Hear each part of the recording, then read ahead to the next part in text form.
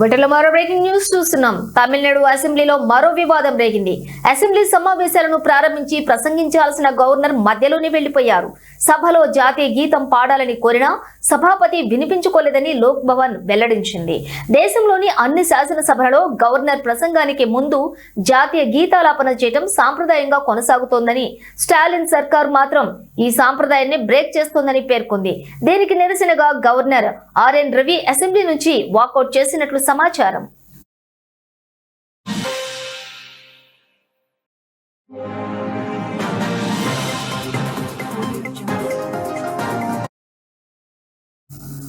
ఇక ఈ పరిమాణాలపై గవర్నర్ కార్యాలయం మీడియాకు ఓ ప్రకటన విడుదల చేసింది. అసెంబ్లీ సమావేశాల ప్రారంభం నేపథ్యంలో సభలో జాతీయ గీతాన్ని పాడకుండా ప్రభుత్వం అవమానించిందని లోక్ భవన్ విమర్శించింది.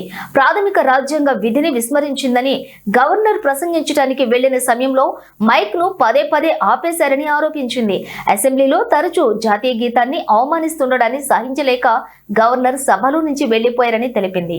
ప్రభుత్వం ఇచ్చిన ప్రసంగ కాపీలో అసత్య, నిరాధారమైన ప్రకటనలు ఉండటంతో ఆ కాపీని చదవడానికి గవర్నర్ నిరాకరించినట్లు పేర్కొంది. రాష్ట్రంలో దళితులపై జరుగుతున్న దారుణాలు, మహిళలపై లైంగిక హింస వంటి సమస్య గురించి ప్రసంగ కాపీలో ప్రస్తావించలేదని లోక్ భవన్ తన ప్రకటనలో ఆరోపించింది.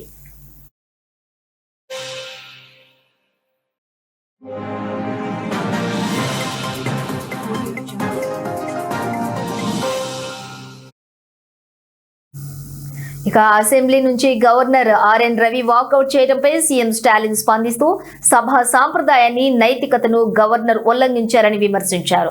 ప్రభుత్వం రూపొందించే ప్రసంగ కాపీలో గవర్నర్ అభిప్రాయాలను చేర్చాలన్న నిబంధన ఎక్కడా లేదని స్టాలిన్ గుర్తు చేశారు.